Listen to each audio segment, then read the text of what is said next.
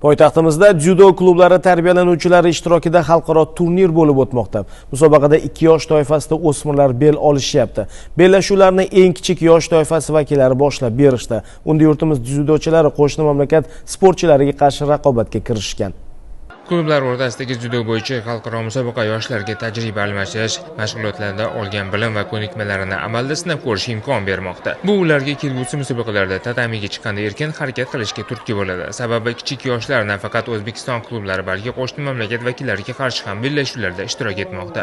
O'tgan haftada akalari, opalarini ishtirokiga guvoh bo'lgan kichik dzyudochilar endi o'zlari bahslarda g'olib bo'lish uchun maydonga chiqyapti. Bir kun avval g'olib bo'lgan sheriklarini olqishlab, o'zlari ham yutuqqa erishishni maqsad qilgan. Men bitta svobodni o'tdim. Hozir kurashdim. Degan priyomim pistolet через голову. Endi bitta kurashdim. Xudo xolasa bugun chempion bo'laman. Men Qashqadaryo jamoasida qatnashaman. 32 kg vazn toifasida.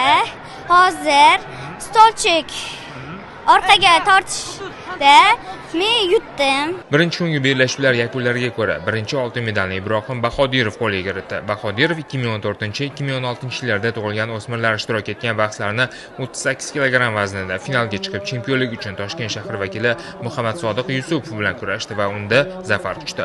Judo musobaqalari qoidalariga ko'ra 3-o'rin sohiblari qo'shimcha kurashlar, o'tish bosqichlaridagi bellashuvlar yakunlariga ko'ra aniqlanyapti. Bu esa chorak va yarim finalda mag'lub bo'lgan o'smir atletlarga qo'shimcha imkoniyat bo'lib xizmat qilyapti.